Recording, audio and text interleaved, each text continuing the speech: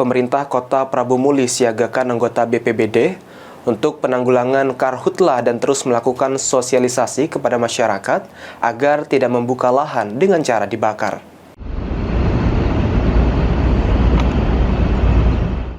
Memasuki musim kemarau, pemerintah Kota Prabu Muli menghimbau masyarakat agar tidak membuka lahan dengan cara dibakar.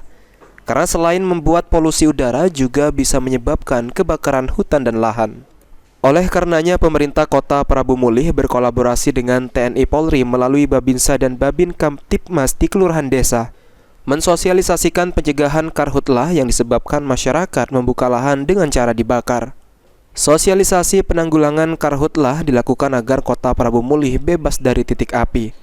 Apalagi kini BPBD Pusat terus melakukan pemantauan karhutlah menggunakan helikopter.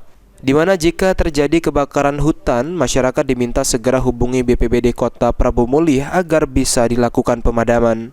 Untuk itu, PJ Wali Kota Prabu Muli menghimbau kepada BPBD Kota Prabu Muli dan para camat untuk terus mensosialisasikan kepada masyarakat agar tidak membuka lahan dengan cara dibakar agar tidak terjadi kebakaran hutan.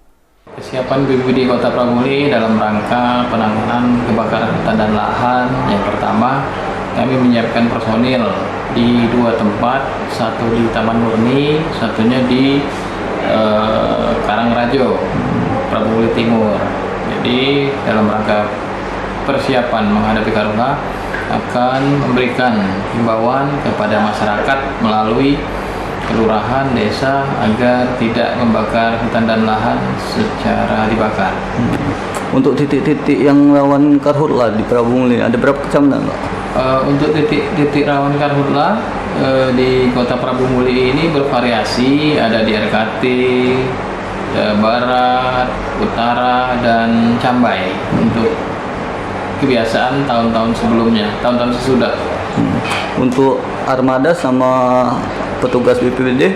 Untuk armada kita ada 3 unit mobil pemadam kebakaran, 1 unit water supply, ditambah personil sekitar 80 orang kurang lebih.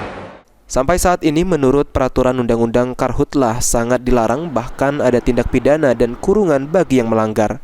Anggi Perkasa, PAL TV.